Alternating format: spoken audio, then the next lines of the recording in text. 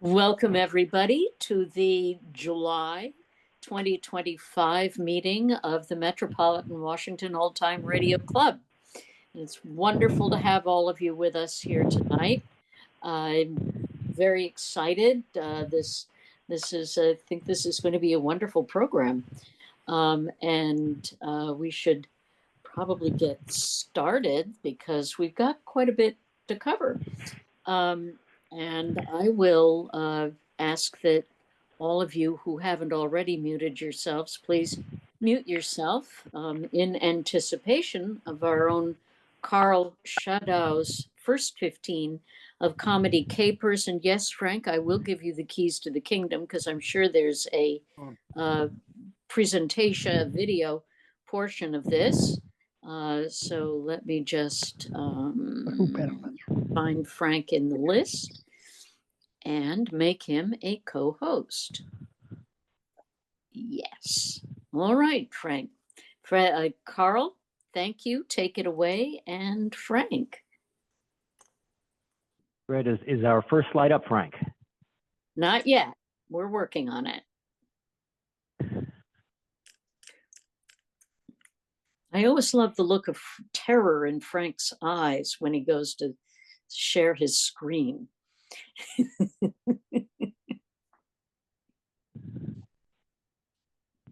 Have we ever successfully got the first slide up on a first try?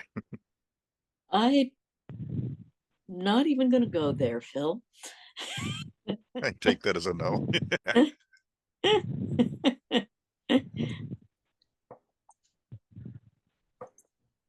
Are you having trouble, Frank, with the share screen? Not the share screen. I'm looking for the share. Here we go. Share sound. Oh, that's on your end. Great stuff. We can see the screen.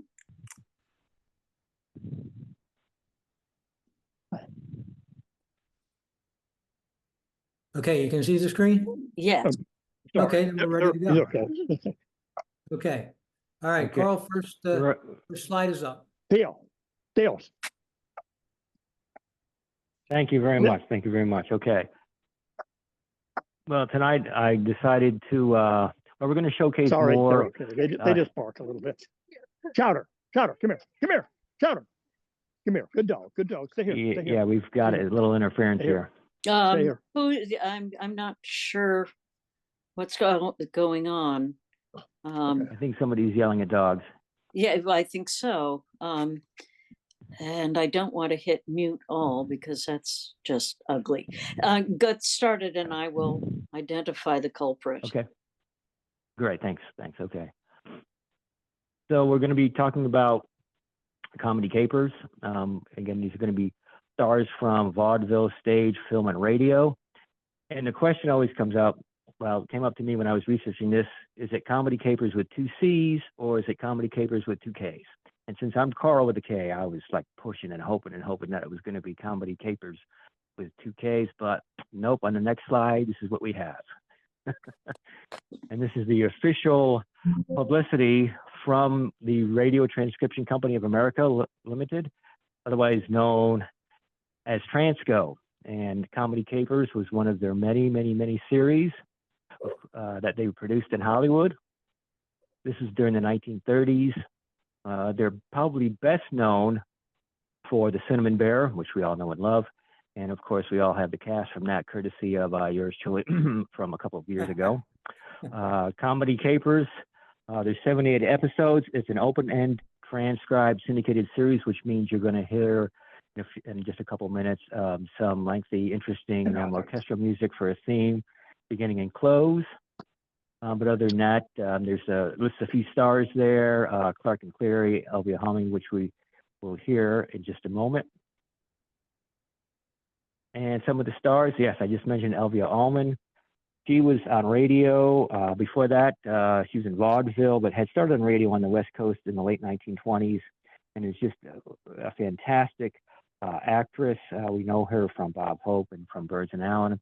And on the left there is Carlton Kelsey. He was the orchestra director and he was involved in also preparing and producing the show. I do not have a photo of the announcer, which I don't know his name, and I don't have a photo of Tom Post, who was the MC.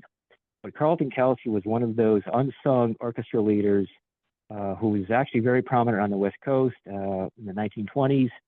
He was actually on Broadway first, producing the music for, or directing the music for Sky High and Happy, and then moved to the West Coast.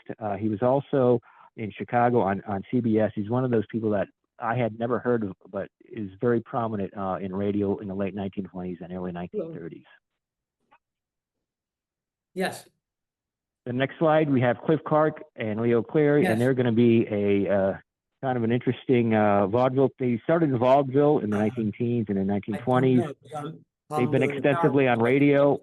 List of who's Lux, they're both on Lux, Family Theater, many other shows, and they are a pretty hilarious duo, and we'll be hearing them shortly. The musical group, in each episode of Comedy Capers, there were skits and there were orchestrations, instrumentalists, and then you had a vocal group. In this particular episode, we have the Guardsmen, and I had never heard of them. I mean, there were so many men's and women's groups during the 1920s, 1930s that, you know, even if you wrote volumes and volumes of book, you probably couldn't cover everybody. But the Guardsmen was a very interesting group. On the left there is Joe Seba. He was the tenor and the arranger. He was born in the Philippines and then was educated in Spain before moving to New York and then the West Coast. Maurice Shefferman was the baritone. He had soloed previously with the Washington Opera and the New York Philharmonic. That's pretty impressive. And on the right, we have Ray Moomin, who was the top tenor of the group. Born in New York City, he had performed at both St. Patrick's Cathedral and the Dorset a cappella choir. That choir was one of the most prestigious choirs in New York City, and it's still around after 100 years. The group had actually performed on the Major Bowes program on NBC, and also with Nat Brusiloff over on WOR. We rarely get to see a photo of the orchestra that plays for these, and unfortunately this group was never credited on air, and I'm not going to go through each of the names, but there's the boss, Carlton Kelsey in the middle. But the orchestra, I think it's a pretty good orchestra. They were very prominent in the 1930s on the West Coast, up and down in California. I don't know what their theme was. I tried to find that, but I couldn't. So the episode we're going to be playing tonight is called Cynics. It's episode number 24, and it was produced in 1934. And take it away, Frank.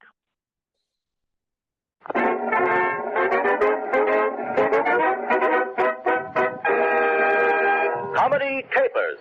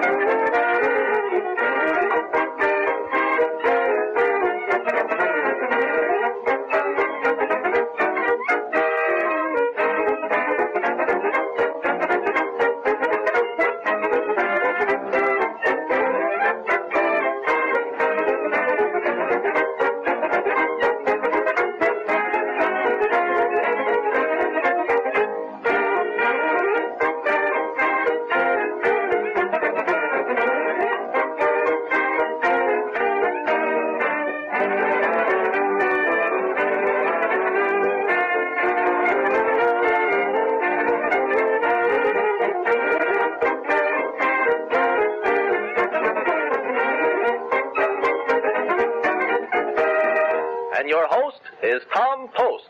Well, here we are again, ladies and gentlemen, and everyone has a skeptical gleam in his eye because we're dedicating this edition of Comedy Capers to cynics. A cynic, you know, is someone who won't believe anything you tell him. That's why a cynic makes such a good traffic cop. But let's get going as the ensemble gets cynical and sings Love Locked Out. Love locked out, the old holy ring. Love locked out, may never come again. Love locked out, and make it clear. No one ever hears love.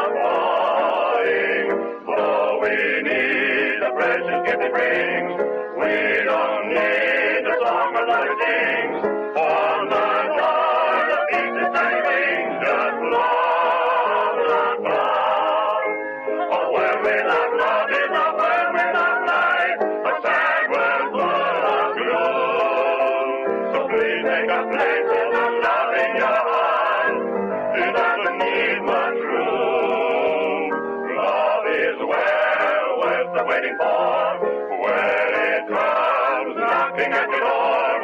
Fling it wide, but love that will come no more, no more. Thank you, boys and girls. That was lovely. You know, when I was a little boy, I used to think a sink was where you washed the dishes, and a stork was a bird that brought the babies. Which brings us to Elvia Allman, who is having her troubles explaining this stork business to little Junior. Here they are, Mother and Junior. What is it, darling? You want to know what a stork is? Who have you been talking to? Oh, well, then I can tell you what a stork is. You've seen a picture of a stork, haven't you, Junior? Well, then tell Mother what it looks like, dear. No, darling, it doesn't look like a duck with a Jimmy Durante nose. Now, try something else. What is it that comes around and has long legs and a big bill? The man from the finance company. Junior. Now, darling, you've certainly seen pictures of the houses that people live in over in Holland, haven't you? All right, then. Tell Mother what you always see on the chimneys of the houses, dear. A clothesline full of shirts. Oh, Junior, now you're just being smart, Alecky. You've been looking at the wrong pictures. Now, think again. What is it now? What is it that you always think of when you think of Holland? A cheese? Junior, don't look at your father. We're talking about storks. Your father has nothing to do with storks. And who in the world taught you to smile, that cynical smile? That your father did. I'll give you another chance. Now, first of all, a stork is a bird, isn't it? Do you know what a bird is? Well, I'm glad we're getting somewhere, finally. Now, let Mother have the bird. Junior, don't ever make that noise again.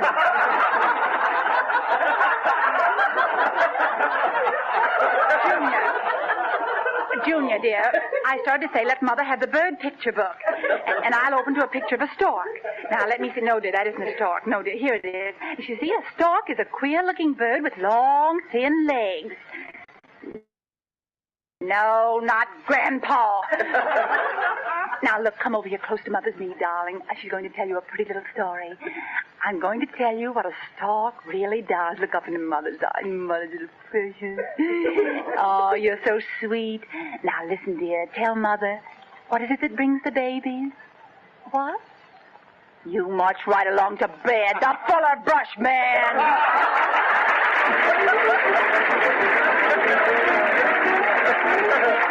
Oh, boy. In Italy, they're giving cash prizes for babies. The stork has run his legs off, and now he looks like a duck. Well, you don't have to believe it anyway. This is a cynical program. And now the orchestra becomes cynical and plays Alexander's Ragtime Band.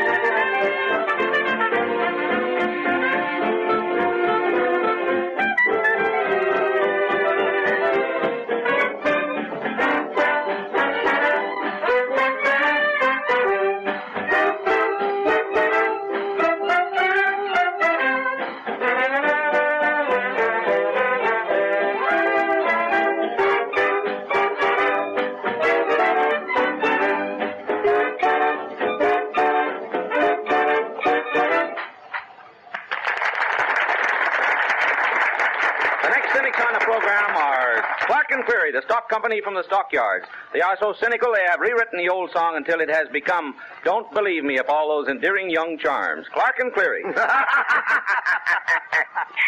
Take care, beware, beware. Clark and Cleary are on the air. If Columbus had listened to cynics and scoffers, America never would have been discovered. We dramatize for you the actual discovery of this glorious country. The scene, the flagship Santa Maria. The time, midnight, October 11th, 1492. Columbus is lying in his bunk, and beside him sit his assistant discoverer, Leo the Lug. Columbus speaks. What time is it, Lug? I don't know. I hucked the turnip in Barcelona. What's the matter? Can't you sleep? Nah, this voyage is giving me the jitters. Why don't you try counting sheep jumping over a fence? I couldn't do that. You know how fond I am of animals. What's that got to do with it? Well, if one of them tripped and got hurt, it'll spoil my whole night. I wish we'd never started on this discovery business. I can get more screwy ideas. You're not going to weekend now, are you, Chris? Well, the crew is all sore at me. The meals are terrible, and every time I want to take a bath, there's someone in there. What kind of a night is it? Ah, it's a beautiful night. Look at the moon coming up. Oh, boy, what a swell spot for Kate Smith and a microphone. Don't mention women to me. I know, Lug, but can you imagine a canoe, a ukulele, and Queen Isabella on a night like this? Oh. Hey, wait a minute.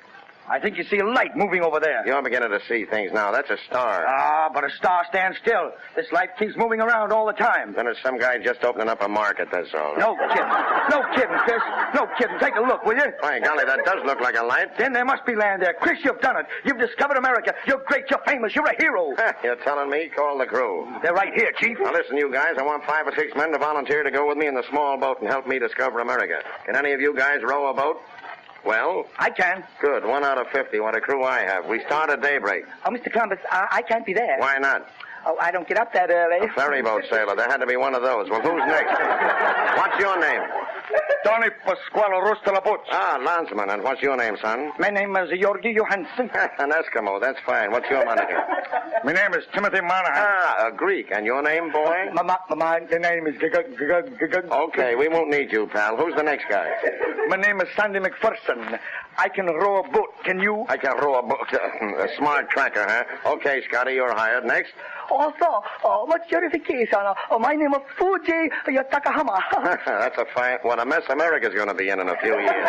You said it, Chris. Have the small boat ready at daybreak, Lug, and don't forget to paint my slogan on the sign. What's that, Chris? California, here I come.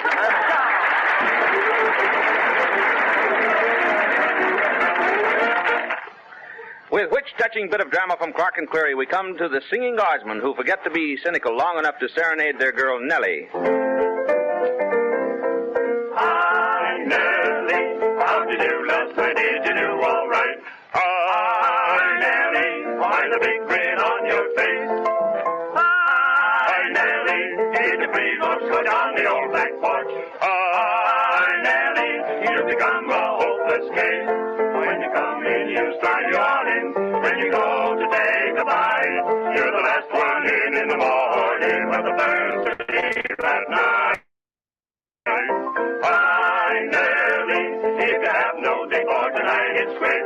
Hi, Nellie, I'll meet you in the same old place. 9 a.m. by the office clock, everybody's here but Nellie. It's the same thing every day, except the day she draws her pay. It's 9:30 by the office clock. Wonder what's become of Nellie. Hear that elevator slam. Down the honey lamb. Hi, Nellie. How'd you do last night? Did you do all right? Hi, Nellie. Why's the big grin on your face? Hi, Nellie. Did you please let's go down the old back porch? Hi, Nellie. You've become a hopeless case. When you come in, you start yawning. Then you go to take a bite. You're the best one in the morning, but the first to leave at night. Hi, Nellie, if you have no day for tonight, it's great. Hi, Nellie, I'll meet you in the same old place. Well, by this time, we hope we've convinced even the worst cynic that it is possible to laugh after all. We've got to leave you now, and this is Tom Poe saying goodbye, but remember, it pays to be a cynic. Don't believe everything you hear, for half the lies people tell you are not true.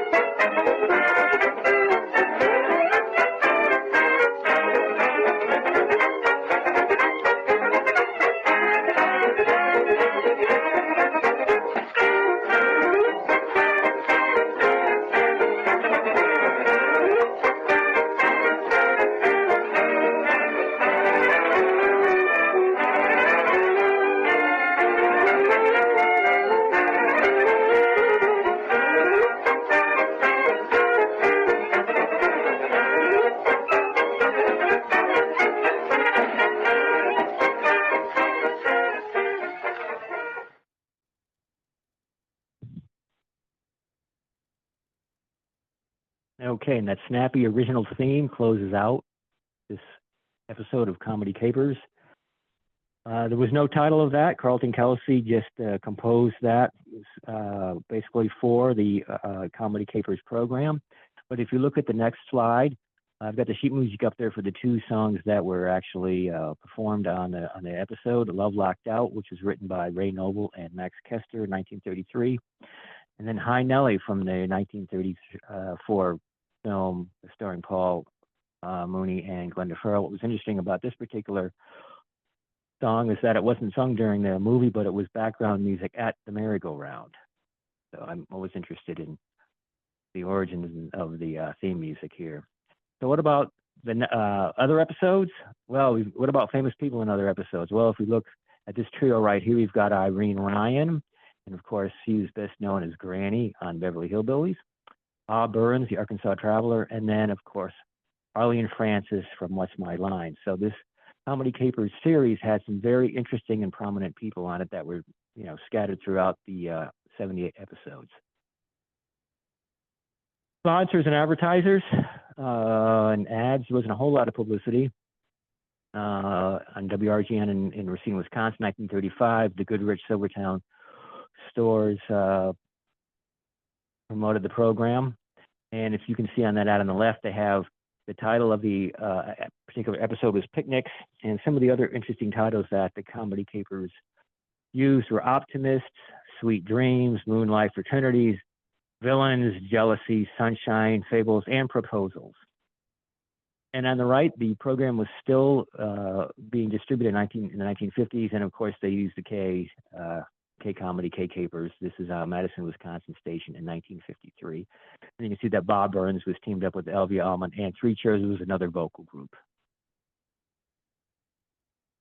So what about critique? There wasn't a whole lot of reviews that I could find, basically none for a transcribed series. Overall, I thought the production was excellent. Sometimes the audio quality of these 1930 transcriptions doesn't do the program justice, but I thought it was really produced fairly well. The extensive variety and the rotation of the acts throughout the series was pretty popular. Stations and sponsors really enjoyed it. But again, we needed more publicity, very few ads in the newspapers, and I think the transcript could have done a much better job of promoting it, throughout the series. So what about the audio? There's 60, depending upon the website you look at, there's probably 50 or 60 episodes available. The usual suspects, at the top there is Old Time Radio Researchers, and then Radio Echoes, and then Old Time Radio Downloads. And Dave Golden on his site has an interesting log of all of the different participants. He's got about 67 episodes. And in closing, the reason we have a lot of these programs, Comedy Capers especially, is because of Bruce L's Associates. His company was formed in 1948, and he basically bought a lot of these transcribed programs from various syndicators and promoters during the 1940s, and he continued to distribute them throughout the 1950s. I want to thank Frank Morgan and John Abbott for their technical assistance, Jerry Henniges for this label, and of course, Library of Congress staff. The transcript collection is there at the Library of Congress, and I've been delving into that and finding all kinds of goodies. If anybody is interested in having, a 15-minute program profiled on the first 15, let me know. Here's my email, and be more than happy to answer any questions. Thank you. That was excellent, Carl. Thank you. I really enjoyed it. John is already waving his hand. John Abbott has questions for you. Well, it's not necessarily a question. I'm sure there are 2 or 3 people on the program tonight who might be curious about who the Fuller Brush Man was. I remember the Fuller Brush Man coming to my house when I was a kid. So. I'm glad you brought that up, because that Elvia Allman did that really funny skit. Now you're thinking Red Skelton in The Mean Little Kid. Well, did Red or somebody, one of his producers or writers, hear Elvia do this on Comedy Capers and steal the idea for his Mean Little Kid routines? I don't know, but I think that's one of the best routines that Elvia ever did. So. Yes, I enjoyed I enjoyed it because it was just one person and your mind could go all different ways. And, then you get the answer of what she was thinking, or what he supposedly Right. said. Yeah. Very, very well done. Yeah, that was very well written sketch, I think. Any other questions, observations, curiosities? I'm not seeing a lot of frantic hands. Of course, I muted everybody. Charles. I would like to ask Carl. Carl, I have right here in front of me well, not same program, but a program from the same company, Life O'Reilly. Have you ever heard of that? Yes, Life O'Reilly from 1931 is a Transco series. Yes, I have. Yep. Okay, yeah. This Charles Nairn here, so I just want to say hi. Yes, too. Charles. Okay. Sure. Yeah, and in fact, I'll try to schedule it next year for you. How about that? For a first 15. Sounds great. It's always nice to know that you've got a lot of these things in the pipeline, Carl. Too many. Well, you're doing an awfully good job of it, and I appreciate it, and I know everybody else does too. And thank you for continuing the tradition of the first 15. You and Frank. Jointly. And yes. Anybody else who might want to throw their hat in, I'm sure that Frank would love to hear from them. So that's terrific. So if there aren't any more questions, I think we might move to our quiz for the questions. It looks like Kelly's looks perked up there. Kelly, are you our mystery queen tonight? I am the July quiz queen. Hello, everybody. Yay. Thank you, Kelly. Sure. And I never. Oh, and I have to make you co-host. Just Okay. a second. I'm dropping the ball here. I apologize. Because I launched the quiz. Is that correct? Yeah, I could launch it for you, but this gives you ownership of launching it. And who doesn't want to have the keys to the kingdom of the There we medium? go. There we go. So as long as I'm able to figure out how to launch the quiz. Well, you go to the share screen. Okay. Oh, okay. No. Wait. No, Okay. wait. I'm misleading you there. You go to the area, the 3 white dots Right. in a circle. Right. And the second one is polls/quizzes. There we go. And you tap on that And launch away. And launch away. Okay. Can you all see the quiz? Not yet. Let me see. Is it visible? No, not yet. I got it. Yes, it's visible. Yeah, it's visible. Well, maybe I'm in the wrong screen. I didn't see it, but I can get into it. Okay, now I've got it. Okay. Sorry about that. So everybody can see the screen? Who wants to? Okay, good. Okay. Okay, great. Okay. Let's see. Okay. All right. And let me see. Okay. So the theme of the quiz is bits and pieces. So away we go. And let me see here. Okay. Question 1. During World War II, these 4 men were pilots. Which of them was the first to be licensed by the United States to give flying lessons? A. Tom Poston. B. Jimmy Stewart. C. Bob Cummings. Or D. William Conrad. Once again, question 1, during World War II, these 4 men were pilots. Which was the first to be licensed by the U.S. to give flying lessons? A. Tom Poston. B. Jimmy Stewart. C. Bob Cummings. Or D. William Conrad. Question 2, Clicker Benny was a photographer for what old-time radio newspaper? Was it A. the Star Times, B. the Daily Planet, C. the Daily Sentinel, or D. the Big Town Press? Once again, question 2. Clicker Benny was a photographer for what old-time radio newspaper? Was it A. the Star Times, B. the Daily Planet, C. the Daily Sentinel, or D. the Big Town Press? Question 3. One of his literary characters came to old time radio as Nero Wolfe. Who was he? Was it Raymond Chandler, Rex Stout, C, Earl Stanley Gardner, or D, O. Henry? Once again, one of this author's literary characters came to old-time radio as Nero Wolfe. Who was he? A, Raymond Chandler, B, Rex Stout, C, Earl Stanley Gardner, or D, O. Henry? Question 4. What actor was the narrator on Crime Classics? Was it A, Lou Merrill, B, Richard LeGrand, C, Marvin Miller, or D, William Keating? Once again, what actor was the narrator on Crime Classics? A, Lou Merrill, B, Richard LeGrand, C, Marvin Miller, or D, William Keating? Question 5. The Big Sorrow is an often repeated episode of what program? A, Tales of the Texas Rangers, B, The Adventures of Philip Marlowe, C, Dragnet, or D, Richard Diamond, Private Detective? Again, question 5. The Big Sorrow is an often repeated episode of what program?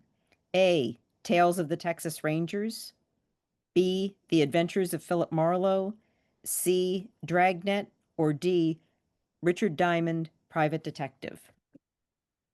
Let's see. Okay. 6. Who was the announcer on The Wonder Show? A, Gail Gordon, B, Harry Von Zell, C, Arlo Wilcox, or D, Bob Lamond?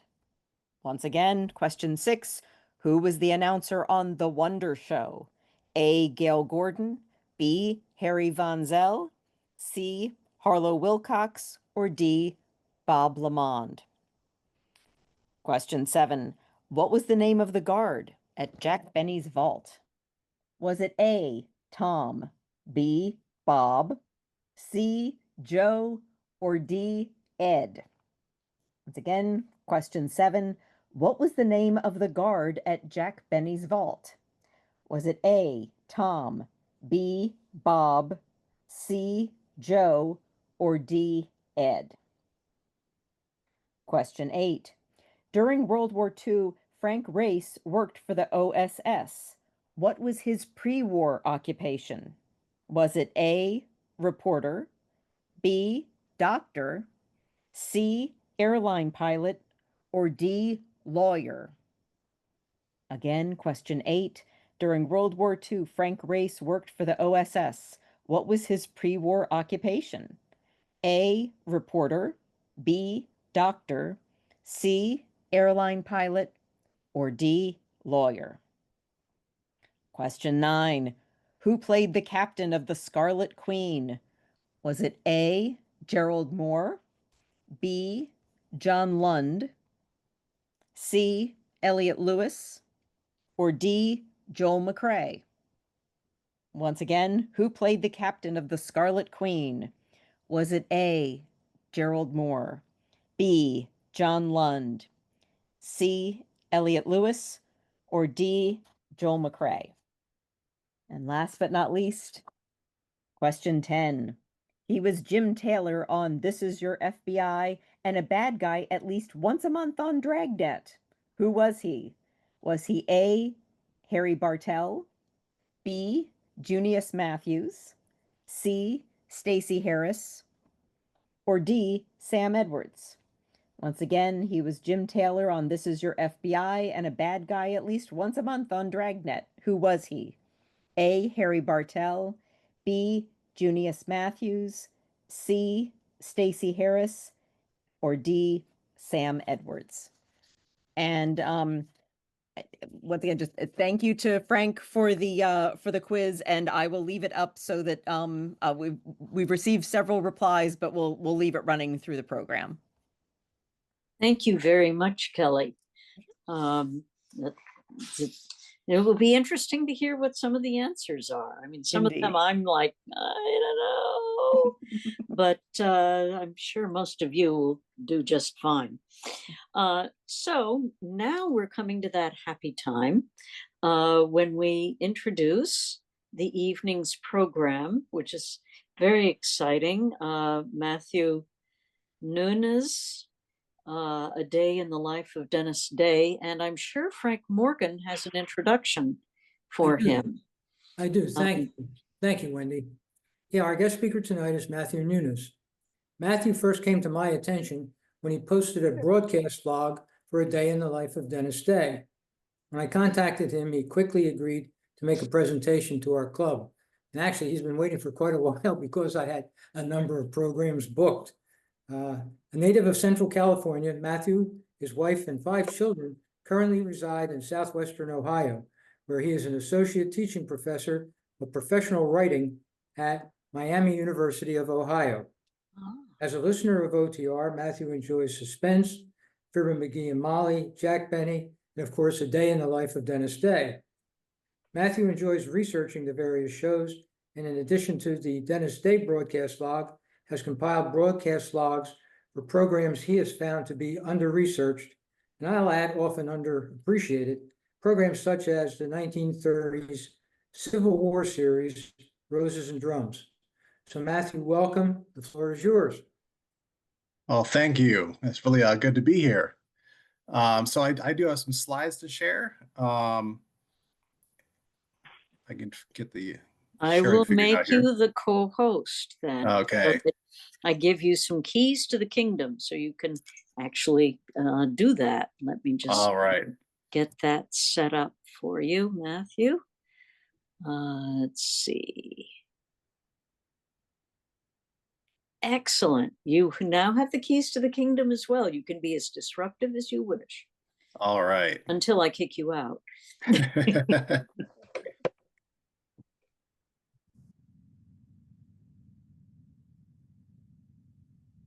All right. Can you see that?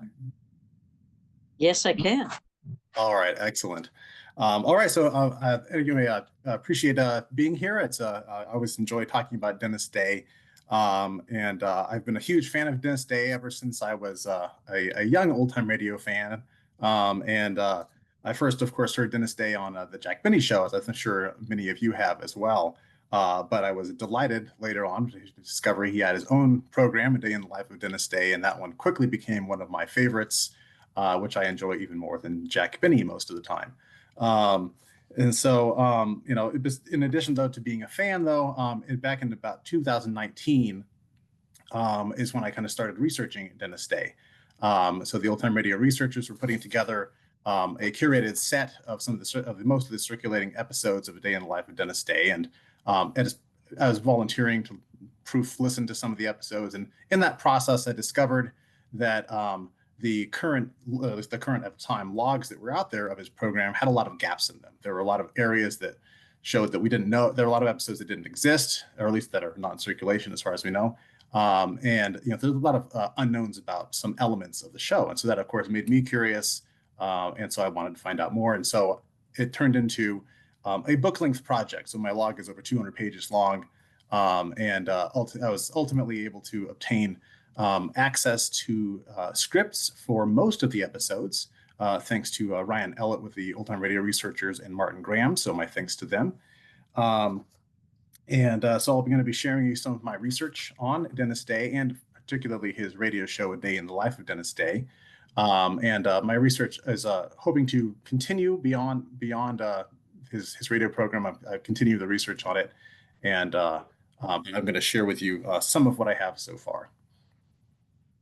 So first, of course, you know, obviously Dennis Day was not his real name, at least for most of the time. He was born May 21st, 1916, and died in 1988.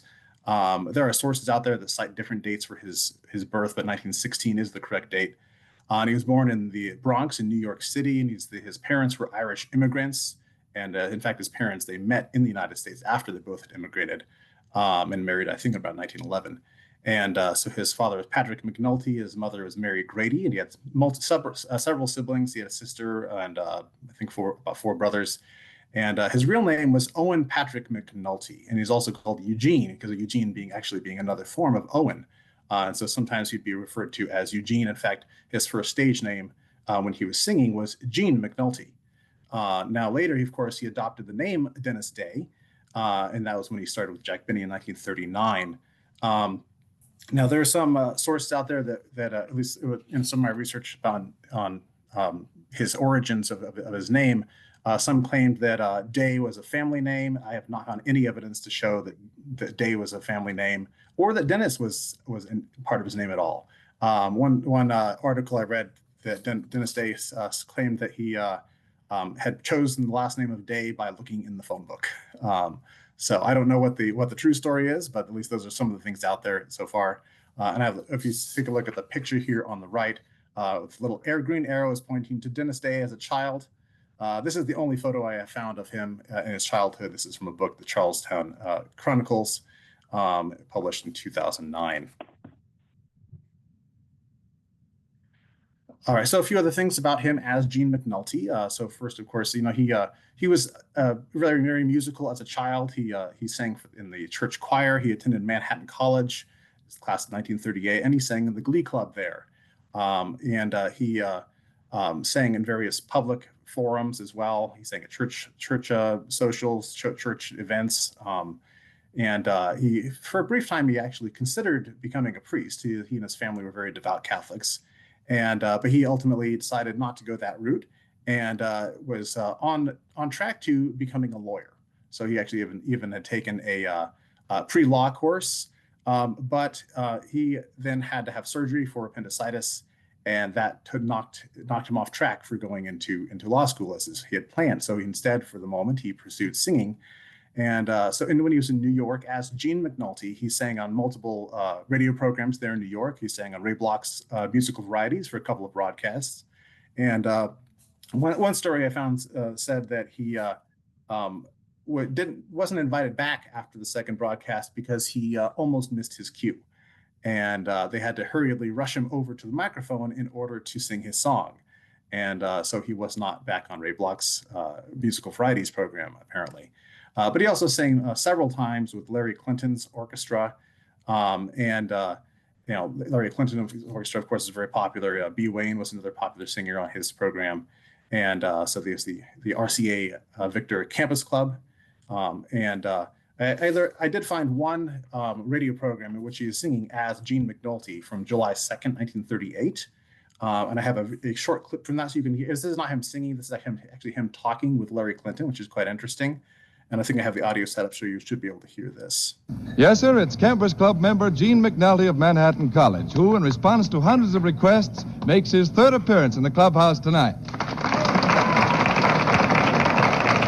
Well, Gene, it's nice to have you back, and it's nice to know that so many people wanted you back. Well, thanks, Larry. And as long as you started it, it's really nice to be back. Spoken like a true Irishman, Gene. But tell me, what's transpired with the clown McNulty since your last appearance here? Well, a lot of things, Larry. In the first place, I've contracted to make recordings. Yes, and some of my undercover spies have told me that you're slated for some very big air programs in the near future. That's true, Larry, and I have you to thank for giving me my start.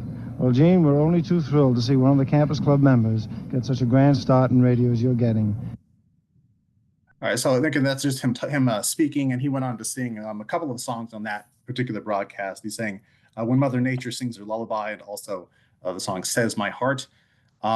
And if you can actually Google it on YouTube, you can find a copy of that program.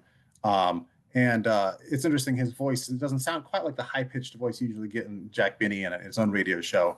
Of course, once he establishes his character on Jack Benny's program as that naive, silly kid, his voice kind of goes up an octave, so it doesn't sound quite the same, his regular speaking voice at this point. So in 1938, though, he also recorded several records. I found at least 6 recordings that he had done. I only was able to listen to one of them, but I found 3 records, 2-sided for Decca in April of 1938.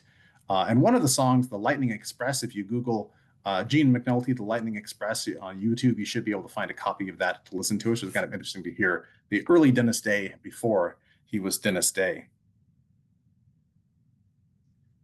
So, of course, as I think many of you know, in 1939, Kenny Baker left Jack Benny's program, and so he needed a new singer, and Dennis Day got the job. So the general story is that Mary Livingston is credited as convincing Jack to give an audition. Now, I have seen different accounts about how Mary discovered Dennis. I've seen some articles claim that she had gone to New York and heard him singing on the radio, and that's what did it. But others that indicated that an actual audition record was sent in, and upon hearing that record, Mary brought it to Jack's attention, and he was invited for an audition. And of course, apparently, though, in the audition with Jack Benny, when he was called up, he was, of course, nervous, and he kind of squeaked in a high-pitched voice, "Yes, please." And as Jack thought that was quite hilarious, and he soon discovered Dennis is also very good at comedy. And so if you hear some of those episodes of Dennis on some of the earlier Jack Benny 1939 Jack Benny programs, "Yes, please" is one of those lines he will say. All right, so I think as we know, on Jack Benny, he became that silly kid, that silly naive kid. He often would drive Jack nuts, which I always get quite a kick out of. But of course, early on though, he was a little kind of a little more shy, and so Verna Felton was brought in to play Mrs. Day, Dennis's mother, in the early broadcasts on the Jack Benny program, and she was kind of a buffer of sorts between him and Jack. And but very, very quickly, Dennis kind of came into his own. His character quickly became established as he was shown to be able to be very good with comedy. And of course, he ended up staying with Jack, as you all know, for many years, for the rest of his radio years, and of course onto television. But all of this with what he was doing on the Jack Benny program was, of course, part of what was going into his radio show in the future. That character that is established on the Jack Benny show. So of course, Dennis had many talents if you listen to him in any of his shows, you can quickly see, obviously he's a singer. That was his primary role on Jack Benny initially. But obviously he was great at comedy and also with doing imitations. He was able to imitate many celebrities, do different accents, and that's part of his comedy. He was, for example, able to do Ronald Coleman, Charles Boyer. We hear him do that a lot. Titus Moody from the Fred Allen Show, The Mad Russian, and of course a lot of other movie and singing stars. And so he would imitate those with Jack Benny sometimes, but also especially on his own radio show. His own radio show was a great place where he was able to showcase those talents. And meanwhile, of course, while in these early years before he went into the Navy, he even made a few movies. Including the movie Sleepy Lagoon in 1943 with Judy Canova. And later on, of course, when he has his own program, Judy Canova and his show are back to back. So he goes into the Navy, of course, and when he's discharged from the Navy in March of 1946, he goes right back to the Jack Benny show, but he's also getting his own show just about right away. In fact, I believe as I understand, the talks to get that sorted out were going on just as he was getting out. I found a newspaper blurb saying even in March 1946 that the plan was to have Colgate sponsoring a show with him in the fall, and that's exactly what happened. In fact, if you go back to some of the Jack Benny's programs, I think it was around 1940. I think it was right before he went into the Navy. I have to double check this. He was in an episode of Jack Benny where Barbara Stanwyck was the guest, and Dennis dreamed that he has his own radio show. And of course, that is what ultimately does happen. So there is an audition program circulating. The date credited to that is April 18th, 1946. I've not actually found any documentation regarding that audition program to help verify that date, but that would be approximately correct. He'd be back from the Navy. But what's interesting about the audition program, of course, is some of the cast differences. So in the audition program, Verna Felton is cast as Mrs. Anderson, and Bea Benaderet, who ultimately is cast as Mrs. Anderson later, she's cast in a different role in the audition show. Although we still have Dink Trout, John Brown, Sharon Douglas all in the audition episode. And of course, later on, his show is on NBC for all 5 years. But for the audition show at the end of the program, you hear them say that this is CBS. So that's one way you can tell that the audition program is not part of the original series. It is sometimes mistaken for episode 1, but it is not the first episode. It is on an audition. The first episode of the program, actually, Jack Benny and John Wilson appear in it. And so that episode is available to hear and in the Old Time Radio Researchers set. And so that is quite interesting to hear. So it was, he had a show though on Thursday evenings initially, when it started on October 3rd, 1946. And then it moved to Wednesday nights starting on Christmas Day in 1946. And so it continued on Wednesdays during season 2. And then for seasons 3, 4, and 5, it was on Saturday evenings. And again, all on NBC and always sponsored by Colgate. So of course, if you haven't listened to A Day in the Life of Dennis Day, I hope you will, but a few brief things about the show. Of course, it is taking place in the imaginary town of Weaverville, and which is kind of represented as being somewhere perhaps in the Midwest, kind of a small town. And of course, Dennis is rooming at the Anderson boarding house, which is of course run by Mr. and Mrs. Anderson. And he works as a soda jerk at Willoughby's drugstore. And of course, he and Mildred Anderson, who's the daughter of Mr. and Mrs. Anderson running the boarding house, he and Mildred quickly fall in love. And of course, throughout the series, kind of the concept is that Mrs. Anderson is never approving of him. And so Dennis is always trying to get into her good graces and not always succeeding with that. But before the Weaverville episode started, the first episode has had Jack Benny and Don Wilson appeared in it to kind of kick off the show for Dennis. But that first episode is really how Dennis got his radio show rather than his first day in Weaverville. So the listeners had to wait until October 10th, 1946, the second episode, for them to start in Weaverville. But it is fun to listen to Jack Benny in that show, kind of giving Dennis a send-off. So but in the first episode of in Weaverville, which is the second broadcast episode, that's not in circulation, unfortunately, but that is where Dennis meets Mildred. We meet the Andersons, and it kind of establishes the general premise of the show. So of course, Mildred Anderson, as I said, is Dennis's sweetheart, his girlfriend in the series, and she's played by initially she's played by Sharon Douglas. Now Sharon Douglas, you may have heard in The Life of Riley, playing Babs, and so right before the series started, over the summer, she got married. And so by midway through the first season, Sharon Douglas left the series due to her pregnancy. She was expecting a baby, which she had in the spring. And so she, I expect, because these are in front of a live audience, you don't want there's something a little awkward about having the pregnant actress in front of the microphone. And so she left the series at that point and was replaced by Barbara Eiler.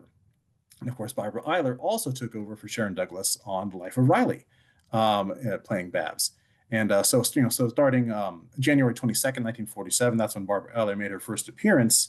But apparently the week after this, I believe it was on January 29th, 1947, apparently both Barbara Eiler and the actress playing Mrs. Anderson, that is Paula Winslow, who replaced Bea Benaderet. I'll tell you a bit more about that in a second. But apparently both of them were ill, and so they brought back the other two actresses, Bea Benaderet and Sharon Douglas, both of whom were pregnant. And Dennis's brother, who was an obstetrician, was apparently on hand just in case, since they had two actresses advanced in their pregnancies performing on the show. So we did have one other actress who did play Mildred, and that was actually Janet Waldo. Janet Waldo appeared for one episode, and so in that episode, there is half of the recording is in circulation, but unfortunately it's only the second half that's circulating, so we don't get to hear Janet Waldo actually performing in the episode. So there has been some sources that indicated that there was another actress who played Mildred. And that being Betty Miles. There's no evidence to show that ever happened. The earliest source I saw claiming this, I think, was the Big Broadcast book. But I think that what the mistake probably originates from the fact that in the July 1947 edition of Radio Mirror, there was a short story of A Day in the Life of Dennis Day, in which there were photographs of the cast in that article, and they had the original cast there for the photos except for Mildred. They had Betty Mills posing for photographs. Her name is similar to Betty Miles, and that might be the origin of the mistake that some sources have said regarding Betty Miles playing Mildred. All right, so one couple of other interesting things, of course, Sharon Douglas, of course, when she got married to married producer Edward Nasir, the summer before the series began. Barbara Eiler, of course, would marry later on, but she would continue with the series to the end. Okay, so Mr. and Mrs. Anderson, of course, are the other two key characters driving the show, along with Dennis and Mildred. So Clara Anderson, the domineering wife in this case, she's played by Bea Benaderet, and of course we've all seen Bea Benaderet, and she's been popular in television, but also in many other radio shows, including the Burns Nowlin. She was on The Great Gildersleeve, Fibber McGee, Ozzie and Harriet, Jack Benny. So lots of radio credits for Bea Benaderet.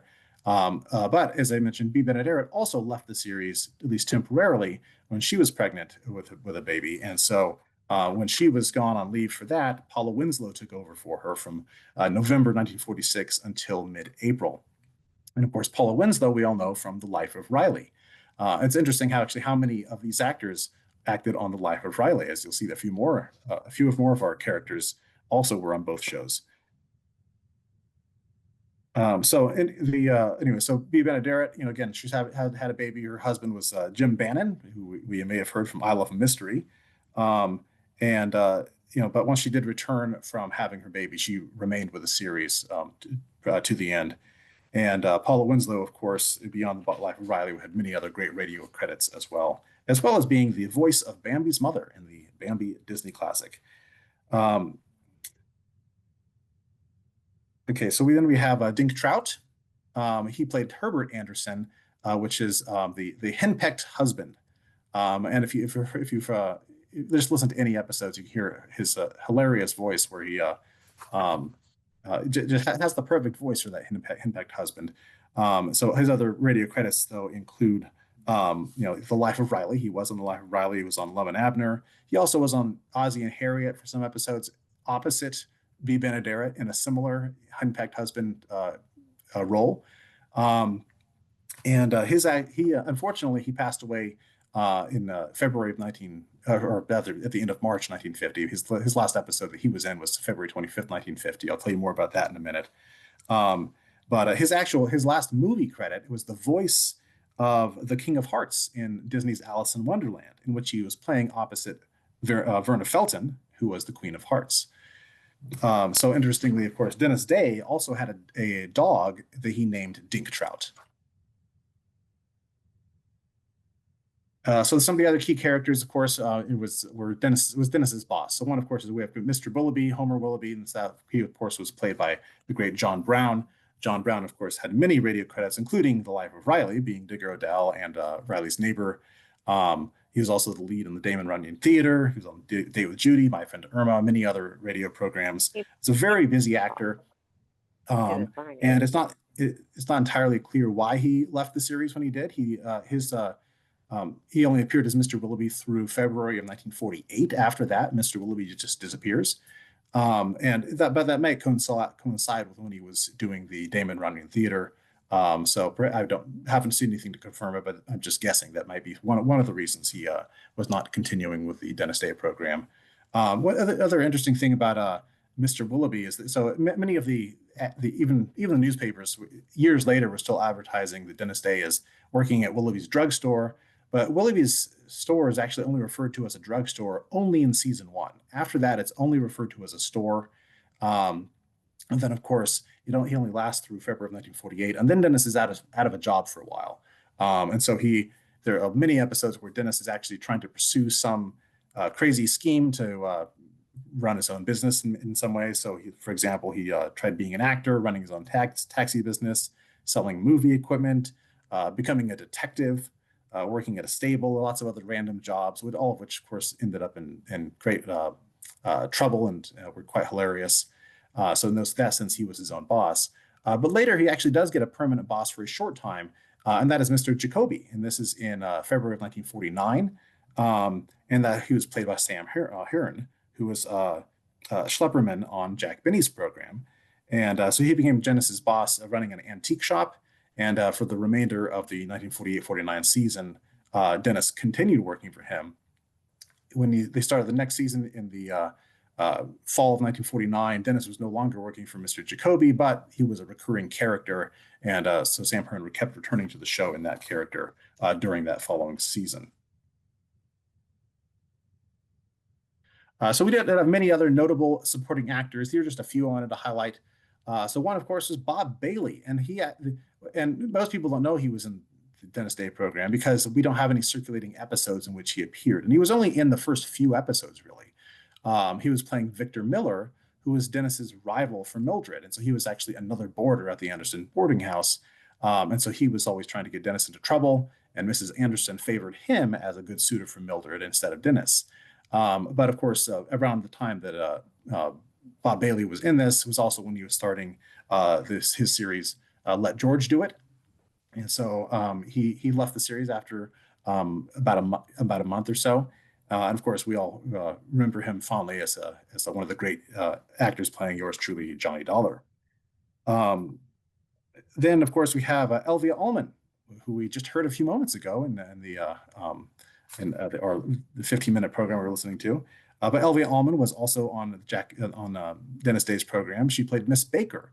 And so she was the spinster neighbor to the Andersons and had a big crush on Dennis. And so she was always trying to find a way for Dennis to return her affections. But of course, Dennis was always faithful to his girlfriend, Mildred. And so she first appeared in May of 1948, which is shortly after the character of Mr. Willoughby is discontinued. And so we have a new recurring character brought into the series at that point. Another actress that we see, especially in season 1 and 2, is Isabel Randolph. She played Mrs. Courtney, who is a high society woman, the wife of the banker. She would play similar roles in the series as well. And of course, we fondly remember her as Mrs. Uppington in Fibber, Mickey, and Molly. And she would be in similar roles throughout the series as that high society woman. But we had many great supporting actors in the series. For example, Elliot Lewis was in the first season quite a bit, and he was quite hilarious. And of course, obviously, he played Frankie Brimley on Phil Harris's radio program. But we also had Hans Conried, Frank Nelson, Sheldon Leonard, many other great supporting actors in the show to make a really excellent cast. So we have multiple writers actually for the program. Frank Galen is the head writer. He's the one who's given radio credit for the first 4 seasons. And there were some articles that actually did indicate that, yes, he was not the only author during that time. But in season 5 is when you actually get on-air credit for other authors as Frank Galen moves on to other projects, writing, for example, for the radio and TV program Meet Millie. So we had many other great radio writers on the team, including Arthur Ellsberg, Bill Vanhoff, Joe Quillian, Lester White. So that's, again, excellent, very good writing. And a few other key elements of the program. Vern Smith, of course, is the announcer. We've probably heard Vern Smith in many other programs as he was announcing for Ozzie and Harriet, Judy Canova, Kay Kaiser, or Miss Brooks, many other great shows. He was a great announcer voice, although he actually did some dramatic work on radio as well, including, I believe, some soap operas earlier on. And of course, Charles Dant did the music for the entire series, except for a 13-week period at the beginning of the 1948-49 season, where for the first 13 weeks, George Dooning did the music instead. But Charles Dant did do the music for most of it, and he did music for many other programs as well, including, I believe, Judy Canova. And so we have the theme song. There actually were 2 theme songs for Dennis Day's show. So they changed the theme song about halfway through. So initially, the theme song was Yours Is My Heart Alone, and that went through December of 1948. And that song is from the 1929 operetta, The Land of Smiles. And so we can hear that. I have an audio clip for us. Ladies and gentlemen, Dennis Day. All that makes life seem worthwhile dwells in your eyes and the spell of your smile. All right, so now, I'm not sure exactly why they ended up changing from that theme song, but December 18th, 1948, they started with a different theme song, and that is My Song to You, which you can hear right now. Ladies and gentlemen, Dennis Day. Every song that I sing, I'll sing to you, and I hope I can bring you a smile or two. So again, I'm not sure why they decided to change the songs, but although maybe the lyrics of the second song seemed more appropriate to the radio audience, but more aimed toward them as the listener. I have a personal preference. I just enjoy the song the most. You can actually find a full recording of Yours Is My Heart Alone if you just Google Dennis Day with that title, and there you can find a recording of the full song on YouTube. For the second theme song, though, My Song to You, I believe it was written for the show itself. I haven't been able to find a whole lot of information about it, but all of the scripts listed as My Song to You. But in the catalog of copyright entries that I was able to find, it's listed as Every Song That I Sing, I'll Sing to You, which is the first words of it. And it's copywritten at this time when they started over the show by Floyd Huddleston with Al Rinker and Dennis Day. So I believe it was mainly for this program. I haven't found any other recordings of anybody else singing the song. So then, of course, in Weaverville, we have all sorts of different troubles happening to Dennis. So he's usually, getting into trouble, often following the plans that somebody else comes up with. Mildred actually is coming up with many of the harebrained schemes to get out of trouble or solve some problem. Then, of course, Dennis has to execute the plan, which, of course, often involves doing some sort of imitations, impersonating Hollywood stars and things like that. But, of course, Mr. Anderson, played by Dink Trout, was another partner in trouble for Dennis. And occasionally we were even treated to a duet with Dink and Dennis, which are some of my favorite parts, as I recall them duetting, imitating the Ink Spots and even the Andrews sisters. And so those are quite hilarious. And of course, during this entire process, Dink Trout, that's Mr. Anderson, continues to be that henpecked husband, taking Dennis's side sometimes, but Mrs. Anderson is still the domineering force and still very rarely approves of something Dennis does. So in terms of some of the structure of the series, initially Dennis would sing 2 songs each episode, where he would sing a song at the beginning and then he'd sing a song at the end.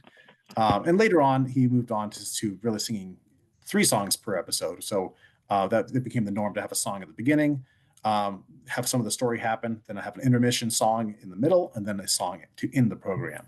And sometimes, of course, the song would be part of the storyline. And usually when it was part of the storyline, that is when he would do some impressions of some famous stars, especially famous singing stars. But also he would do many impressions within the show itself, such as famous actors or other different accents, such as Italian. So these are some of the impressions he did through his radio program. This is not a complete list, but he would, of course, imitate Ronald Colman, Jimmy Durante, Sophie Tucker, Charles Boyer, Lionel Barrymore. And so there are many different imitations he would do, and all of them were quite hilarious. They became kind of a center point of his comedy on the show, is having opportunities to do such impressions. And sometimes it would be, for example, there's one episode in which he has to play all of the parts in a radio program. And so, of course, he gets to showcase many of his different accents. Or if he needs to go and impersonate somebody, he'll make up in some costume, apparently, and then we'll go and pretend to be some Spanish nobleman, or pretend to be Charles Boyer or some other famous person. And so this is a kind of a key part of the comedy, which is quite hilarious. Now, of course, this being a situation comedy, there were not a lot of guest stars on the program. So just when he was on Jack Benny Show, of course, we had regular guest stars on Jack Benny Show. But these are all of the guest stars we saw in the entire run of A Day in the Life of Dennis Day. So initially, of course, Jack Benny and Don Wilson are both in the first episode. So it was kind of launching the series. And then Jack Benny did appear one other time, and that's on January 8th, 1947. And he makes a brief cameo about halfway through the program. And both of those episodes in which Jack Benny appears are in circulation, and so it's fun to listen to those. Kay Kaiser also made an appearance. He was a guest for a Thanksgiving program in the first season in November 28th, 1946. And so at the time, of course, Kay Kaiser was also sponsored by Colgate. And so Dennis also made an appearance on Kay Kaiser's program around the same time. Unfortunately, we do not have that program available, either his appearance on Kay Kaiser or Kay Kaiser's appearance on Dennis's program. Judy Canova, also sponsored by Colgate, eventually ended up having her program and Dennis's program. They were back to back. And so Judy Canova did make one appearance on the show just to kind of promote her own show. The other real guest we could say is Gloria DeHaven. Gloria DeHaven, of course, she was a great actress, and she and Dennis both appeared in the movie I'll Get By in 1950, which was released about a month before she appeared on the program in November of 1950. And finally, we have Mel Blanc. He did appear in one episode. He wasn't really there as a guest, but he is the great Mel Blanc, so we can think of him as a guest star of some sorts. Now, of course, during all of this, many things are happening in the background behind the scenes of the show, and one, of course, is that Dennis Day gets married, and so Dennis he married Peggy Almquist on January 29th, 1948. It was at the Chapel of Mission San Juan Capistrano. They ended up having 10 children together, and remained married until Dennis's death in 1988. She apparently was the daughter of some family-friendly friends, and so that's how they met, and they hit it off very quickly. She fit all of the characteristics that he was looking for, among those characteristics being a Catholic, being somebody who loves children, which of course they went on to have many children, so they were a good match, and of course somebody who was not in show business. That he actually was ended up not wanting to marry somebody who's in showbiz. There were different gossip columns in the early 40s addressing different girls Dennis was supposedly seen with, going out with, that never turned into anything, such as Barbara Hale, who went on to be on Perry Mason TV show, Eugenie Baird, who was a singer, and she was on Bing Crosby's show for a short time. But anyway, Dennis married Peggy Almquist instead, and you would expect, though, if anybody's going to marry a celebrity, it would be Dennis, but instead it's actually his brother. Dennis's brother, James, married actress Anne Blythe in 1953, and Dennis was the best man at their wedding. So again, this is happening in the middle of the program. And of course, the other element that's happening behind the scenes is the stork visiting, not just Dennis, but actually other cast members as well. I already mentioned, of course, Bea Benaderet and Sharon Douglas had both left during the first season to have their babies. But of course, Dennis got married, and his first 3 children were born during the course of the program. In fact, I believe when his first baby was born, he was at rehearsal and had to rush away. And when his third baby was born, he had pre-recorded the program and then was in Las Vegas for a show and was furiously pacing the floors of his hotel room because his wife was having the baby back at home. But also Vern Smith, the announcer, his wife had a baby in 1949, and of course Barbara Eiler, playing Mildred, she got married to Don Nelson, who was Ozzie Nelson's younger brother, and so she had her first baby in summer of 1950, and so in the spring of 1950 she left the program as well. Now later, of course, Barbara Eiler and Don Nelson ended up divorcing in the early 60s, and she married Martin Spurzel, who was the baritone on the Sportsman Quartet, of course, who was on Jack Benny's program. So as I think I mentioned, Dink Trout died early, and so in 1950, this is 1949 to 1950 season, Dink makes his last appearance as Mr. Anderson on February 25th, 1950, and then he went in for surgeries to treat cancer and was in the hospital for a few weeks, and he sadly died on March 26th, 1950. So when he left the show, it was kind of a very sad blow to the program. And at the same time, of course, this is when Barbara Eiler is leaving the show on a maternity leave. So suddenly there are a lot of changes happening in the cast. So while in the previous seasons, at least particularly in season 1, when Bea Benaderet and Sharon Douglas both have to leave the show to have babies. They were both replaced. And of course, B. Benedetta ended up coming back. But in this case, the characters are not replaced. Instead, the show takes a completely different turn. Now, the show was never the same again, really, after Dink Trout died. But because of the cast members leaving, we have Dennis also leaving Weaverville and leaving those characters behind. And so he goes on a road trip with his father to California, and his father is played by Frank Nelson. And so we have the last Weaverville episode is March 4th, 1950. That is when Dennis's father comes to town. That's also Barbara Eiler's last episode as Mildred. She'll, of course, come back in the next season. And so they have some adventure. Dennis and his father have some adventures on the way to California, and ultimately arrive in California for the April 1st, 1950 broadcast. And that's when Verna Felton makes another appearance as Dennis's mother at this time. So as you recall, she was in the audition program as Mrs. Anderson, but now she's actually in the role of his mother that she's been playing on Jack Benny's program. So she appears in a couple of episodes. So first on the April 1st episode, and then again later the following month.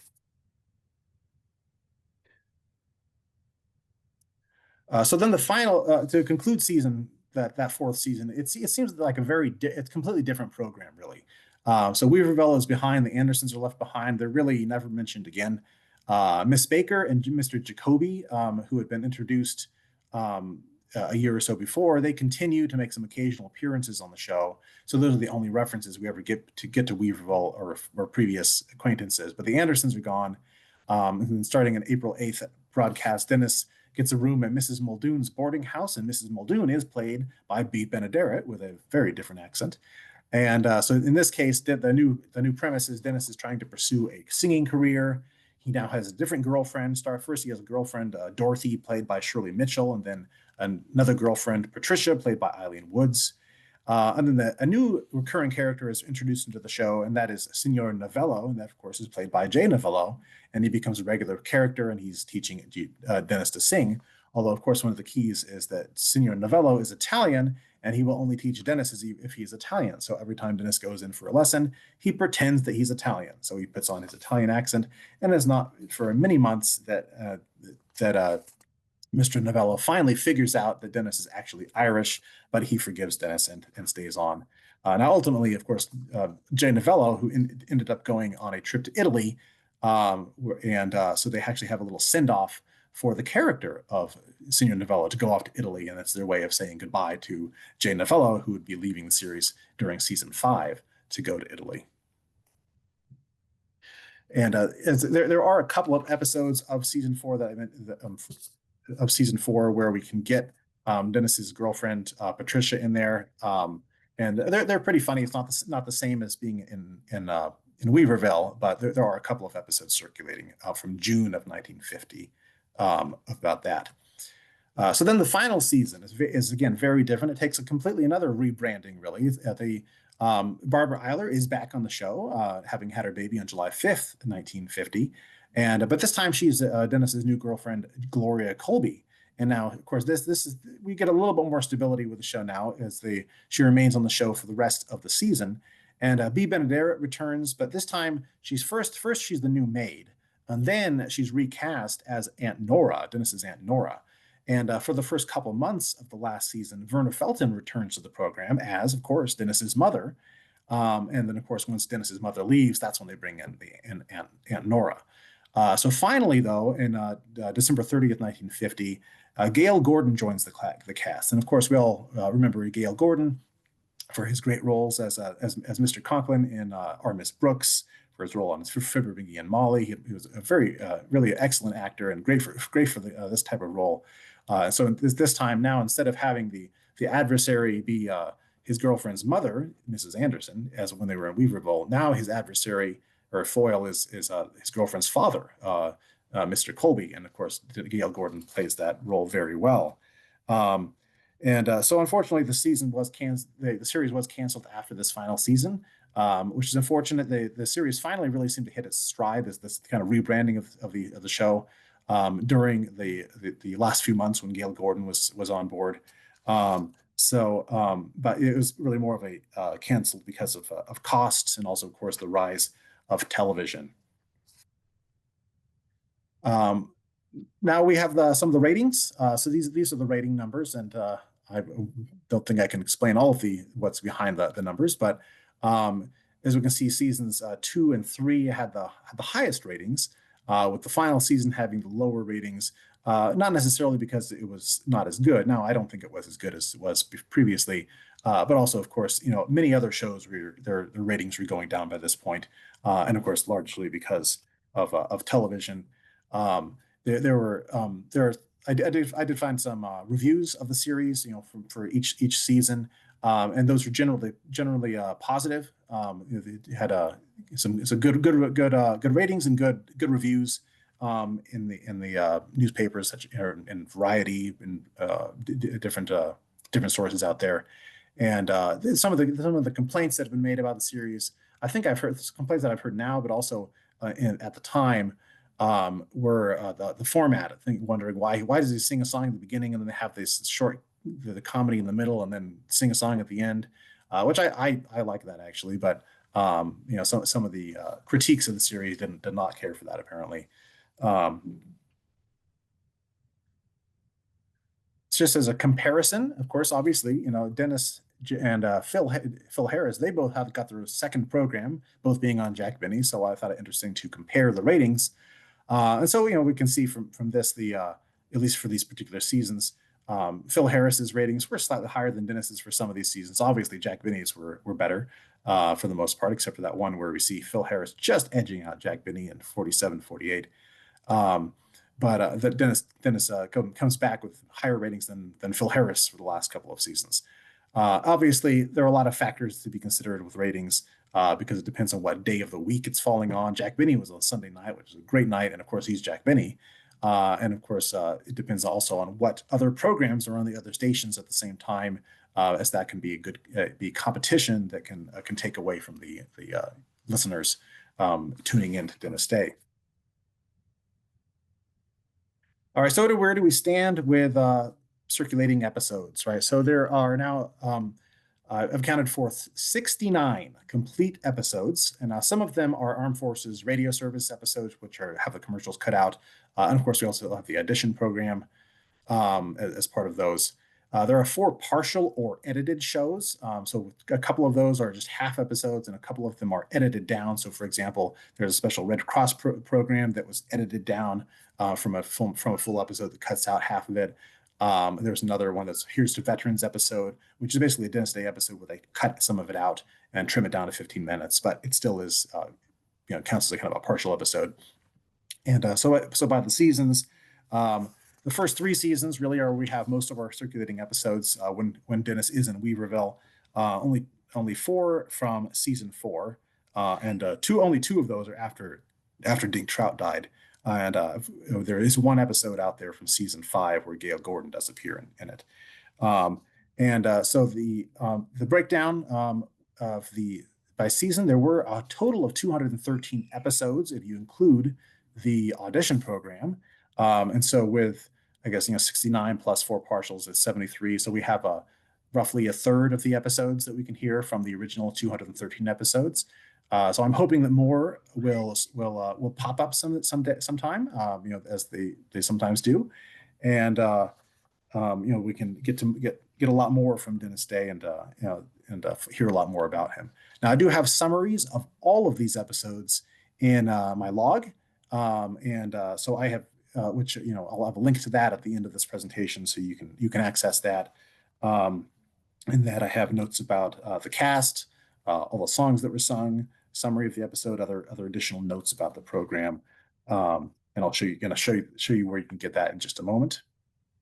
Now, Dennis did, of course, have a second radio show, and that was in 1954 to 55, and it's called the Dennis Day Program, or the Neutralite Show, sponsored by Neutralite, and that ran for 26 episodes. And so, unlike A Day in the Life of Dennis Day, this was not a sitcom. This was actually more of the musical variety approach, where you have a couple of guest stars every week. So there on the picture, we have an episode where Jack Benny and Margot Truman were the guests.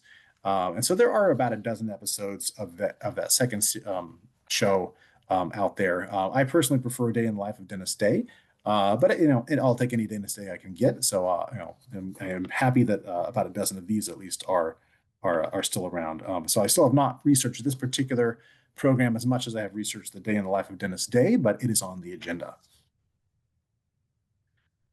He was, of course, on television. So the first thing you might wonder, why was there a TV show of A Day in the Life of Dennis Day? Well, apparently there was a pilot episode filmed around 1949. If you Google it, you might be able to find it on YouTube. Just a clip of the first 2 minutes of the opening, where Dennis is there at the beginning, and then they have each of the characters say what they think about Dennis, which is basically copying from the audition program, but also episode 2 from the October 10th, 1946 episode, The First Day in Weaverville. But Dennis did have his own other television program, The Dennis Day Show, and that was sponsored by RCA, and from 1952 to 54. But it was scheduled opposite I Love Lucy, and that causes some problems. His show would not be as well viewed as he would have liked. But he still, of course, was a regular on Jack Benny's TV show and made many other TV appearances, and later even doing some cartoon voice work as well. And of course, in the early 50s, he also made several films. So the research is continuing. Again, as I said, the majority of the work has been on A Day in the Life of Dennis Day, but I'm continuing more work into Dennis Day himself, his TV show, his other radio show. Hopefully we can come up with more. But if you go to, this is the a picture of the log. So it's that you can find it, get a copy of it at dennisdayproject.blogspot.com. So there I have a free PDF of the book. If you prefer a printed copy, I did a self-publishing on Amazon so that you can get a printed copy. This is what the cover looks like. Not very attractive cover, but there it is. But it's a little over 200 pages. I published it last year, so it is already out of date. So I have already begun some work on updating it, such as in correcting a few embarrassing typos, one of which I, again, caught another one recently. But I'm also adding some additional notes to it. And long-term, though, I am hoping to complete a longer biography of Dennis Day as part of it, so we can get a little more about him, as well as short bios of the cast, more information about his guest appearances, that second radio show we mentioned, his TV show, and things like that. And so again, it's a work in progress. I also have my email address here as well, if you're welcome to email me, mjnunes84@yahoo.com. And so that gets me to the end here. I really appreciate all of you giving me the time to tell you a little bit about Dennis Day. Dennis Day, of course, is one of my favorite programs. And if you have not given Dennis Day much of a chance, I hope you will. And if you are already a fan of Dennis Day and his program, I hope that getting to know a little bit more about his program is helpful. I always find I enjoy and appreciate programs a lot more the more I find out about them. So the more about their production, about the development of the series, about the actors behind them, everything I can. And then I just appreciate the show even more. So I will leave it at that. And I am very happy to answer any questions. Thank you very much, Matthew. That was wonderful. And just so much information. It's mind-boggling what you've managed to assemble, to kind of and start to put it into some order for people like us to follow. I've always been a big fan of Dennis Day. Of course, I love his singing because it's so beautiful. But I learned so much more about him. I mean, I never realized he did all these different accents, and he, just had so many different acting roles. Although I'm not surprised, because even on the Jack Benny show, you see the range, his comic range anyway. So thank you so much. I'm sure many of our members John Abbott, there he is. We have to take questions in alphabetical order, it's just an unwritten rule. Matthew, it was a very enjoyable presentation, but when you were talking about John Brown, a synapse fired in the back of my brain, which is a dangerous thing. But it seems to me, I remember at one point in time, was he not caught up in the blacklists in Hollywood and kind of disappeared for a while?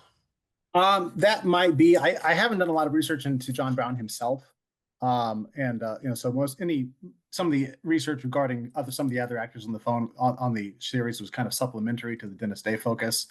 And I was a little more focused on, well, what other radio work were they doing at the time? So that is very, very possible. And I just have not looked into John Brown's personal life and history quite enough. Well, asking questions off in left field seems to be my specialty. So, I will be quiet. Yeah, well, I'm writing that down so I can look into that further. Hey, we Also, he count was a on British you, John. actor. We He count was on you, John. Pardon? Are there other Charles Neeren?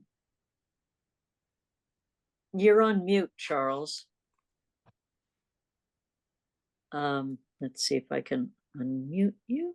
I'm not sure that I can. I can ask you to unmute. That should prompt you to do whatever.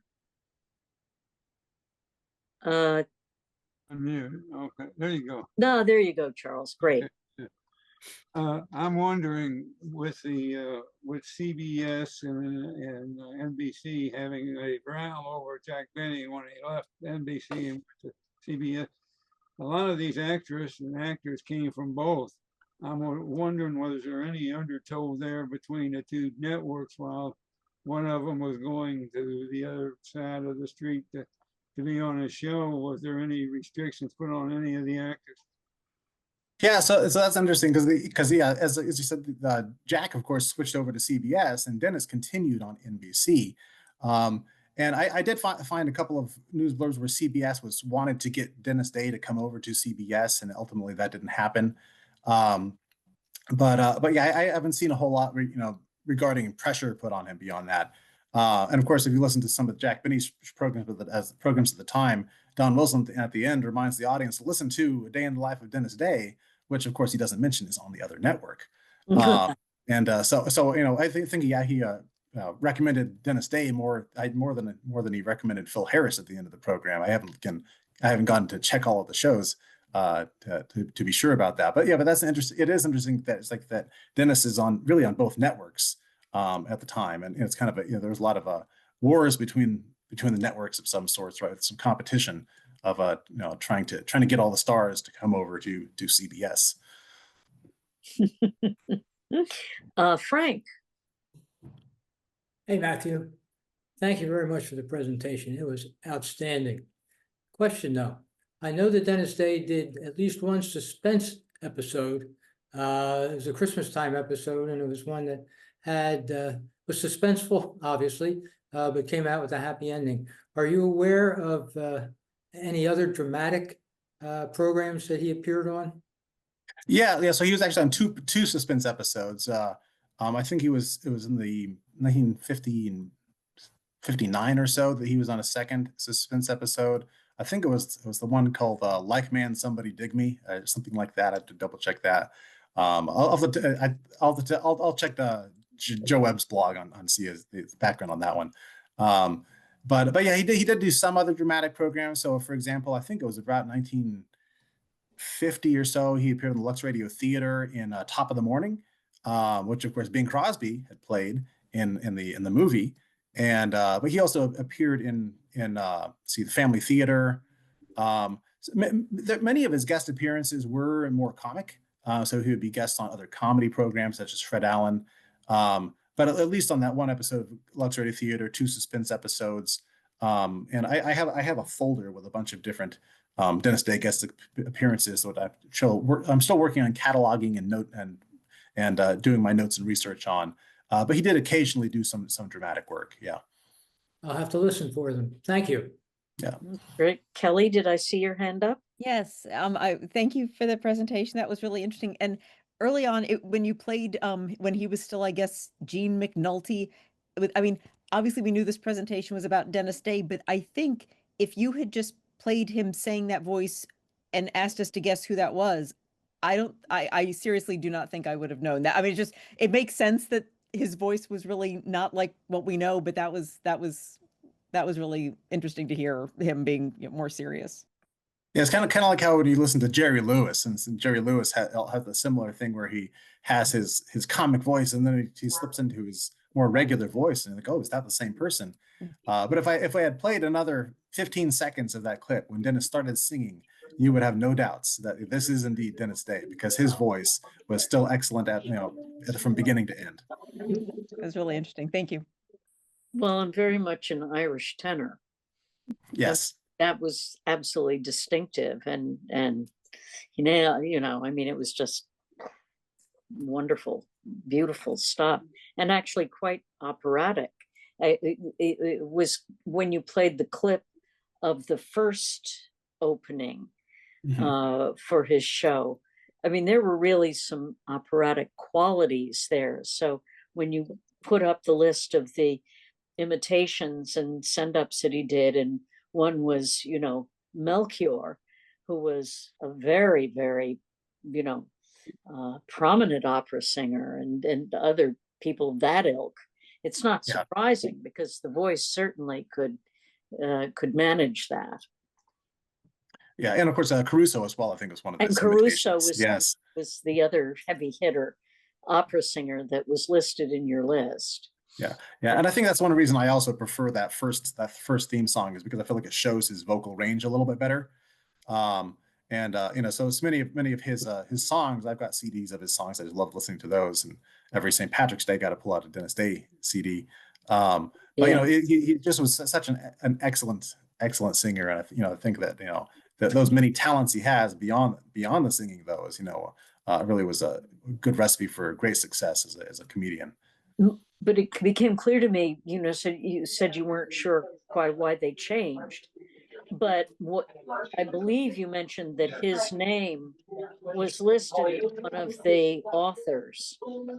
And I'm not because it's kind of unclear if he was part of it, because it was the copyright entry is kind of only has a very small amount of information listed there, and so it doesn't really tell us much explanation.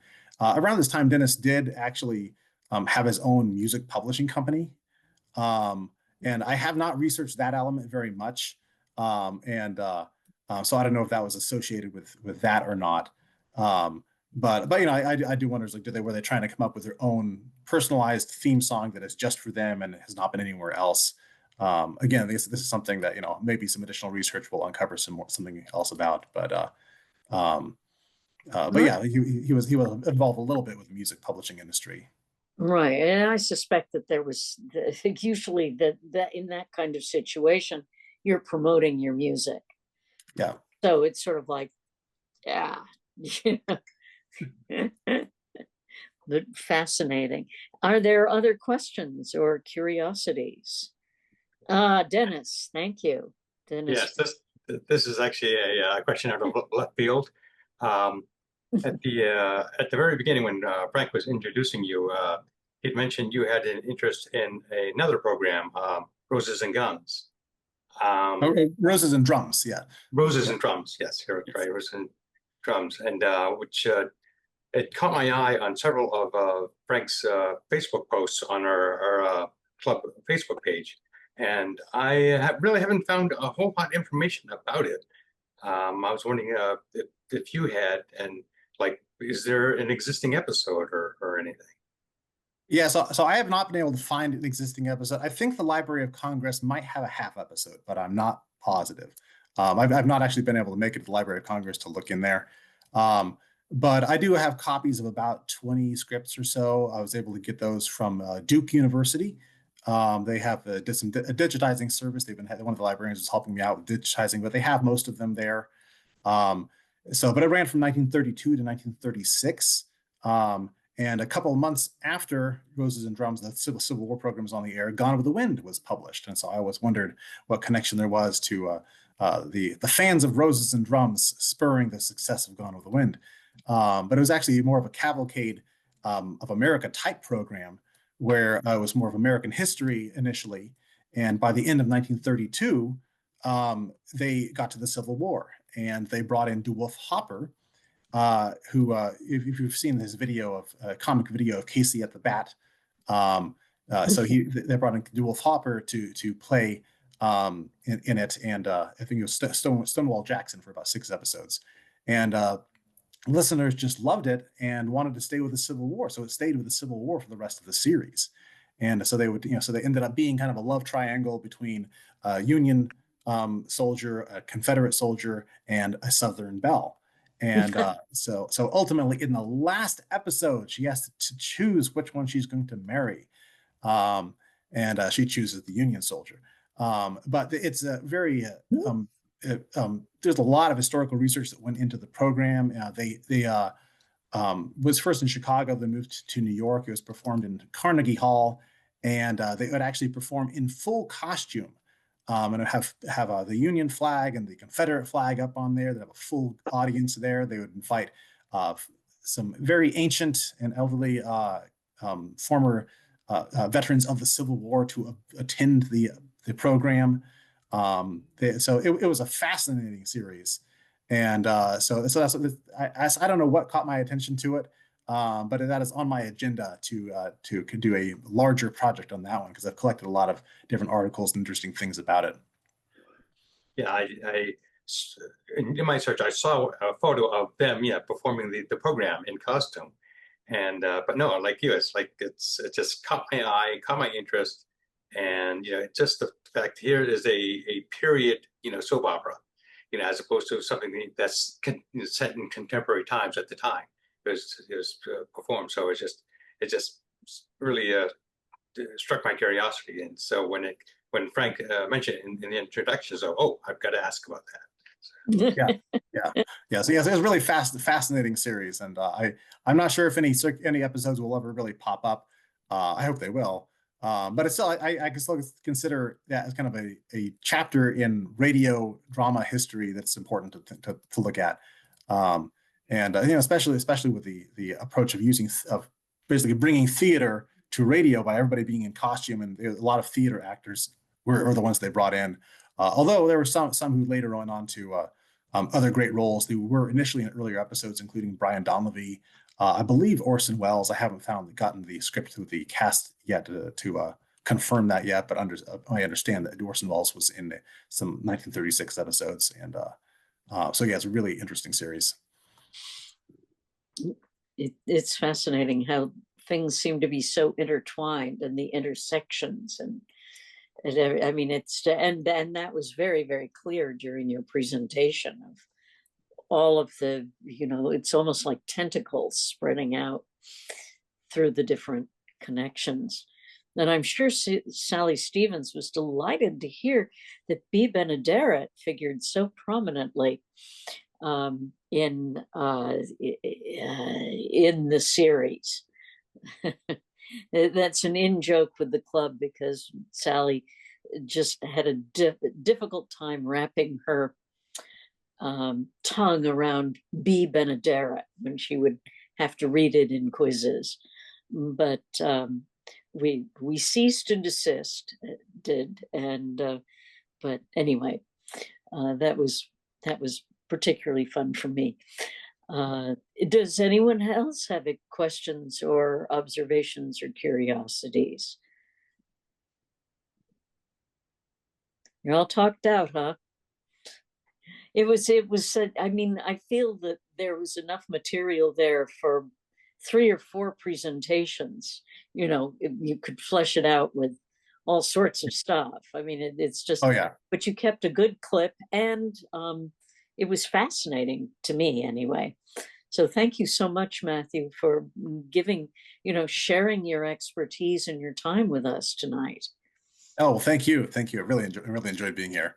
And this is one of the things I love about being online and being on Zoom, is that, you can come to us from Ohio. My son lives in Mason, Ohio.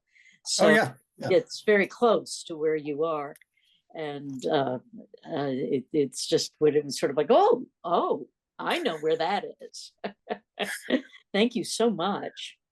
Oh, thank you. It's just wonderful. So now, I mean, if you're intrigued, you are welcome to stay for, the rest of the meeting. The business meeting will be rather long. But you might want to know the answers to the quiz. There were some very thought-provoking questions that. If those are next, I might hang around for that. They are next. They are next, and Kelly keeps a good pace on those, so it shouldn't be too much longer. And but let's all give Matthew a round of applause, because it's just wonderful. And I hope we'll see you. I hope we'll hear from you many times in the future, Matthew. I hope that I would enjoy that. That would be delightful. We'd love to, oops, sorry about that. Love to have that happen. I'm sure Frank would love to have that happen too, since he's in charge of scheduling. So that said, Kelly, would you like to tell us how right or wrong we were in our answers to the bits and pieces quiz? I would be happy to. And let me just end the poll so we can then, okay, and now I'm going to click share results. Yeah, perfect, perfect. And there Okay. they are. Excellent. Bravo. Excellent. Glad to hear. Okay. Okay. Here we go with the answers from the top. Question 1, during World War II, these 4 men were pilots. Which was the first to be licensed by the United States to give flying lessons? Everyone got some votes. The one who got exactly half of the votes was Bob Cummings, and that half of the group was correct. Bob Cummings was indeed the first of those 4 men to be licensed by the U.S. to give flying lessons. Moving along to question 2. Clicker Benny was a photographer for what old-time radio newspaper? And with this one, it was a very sort of a close race between the Daily Sentinel and the Big Town Press. A couple of votes for the Star Times, none for the Daily Planet. The winner was the team that, again, got exactly 50%, the Daily Sentinel. So very good to those of you who chose the Daily Sentinel. Question 3, one of his literary characters came to old-time radio as Nero Wolfe. Who was he? Nobody thought it was Earl Stanley Gardner. There were a couple of people who were thinking it might be Raymond Chandler, it might be O. Henry, but the 79% of you who said Rex Stout were correct. He was indeed the creator of Nero Wolfe. Question 4, what actor was the narrator on Crime Classics? Everybody got some votes on this one. And once again, it's the one who got a plurality. Lou Merrill got about a little more than 1/3 of the votes, and those of you who said it was Lou Merrill were correct. So he got more votes than anyone else. Question 5. The Big Sorrow is an often repeated episode of what program? Nobody thought it was Richard Diamond Private Eye. A handful of votes for Tales of the Texas Rangers and Adventures of Philip Marlowe. But again, the vast majority of you who chose Dragnet were correct, that it was indeed Dragnet aired The Big Sorrow. Question 6. Who was the announcer on The Wonder Show? Again, everybody got some votes. Oh, this is the, this is the stumper of the evening, perhaps, because a majority went with Harry Von Zell. Some votes for Gail, a couple votes for Gail Gordon, handful of votes for Harlow Wilcox, one for Bob Lamond. The 14%, the 2 of you who went with Gail Gordon have extra bragging rights. It was indeed Gail Gordon. Question 7. What was the name of the guard at Jack Benny's vault? Sort of long-suffering guard. No one thought his name was Bob, and that's correct. It was not Bob. Couple votes for Tom, couple votes for Joe.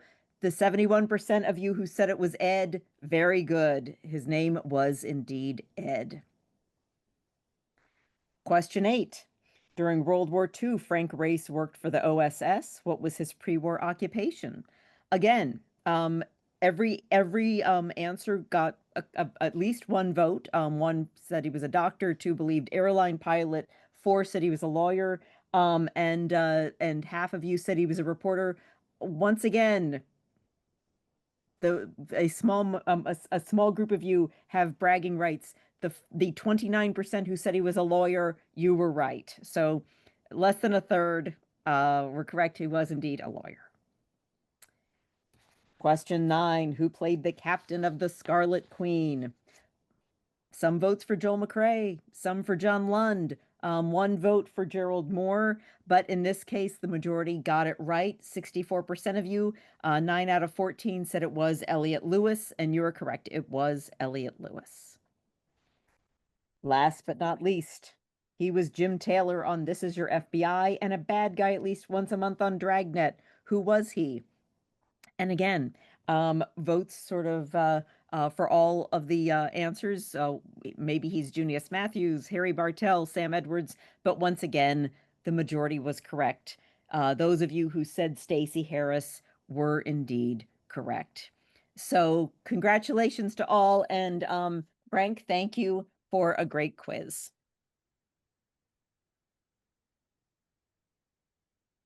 Yes, that was a good quiz. I particularly liked having the Daily Planet thrown in to one of the answers, but nobody fell for it. Thank you. I always love it when there are references to Superman. So here we are. This concludes the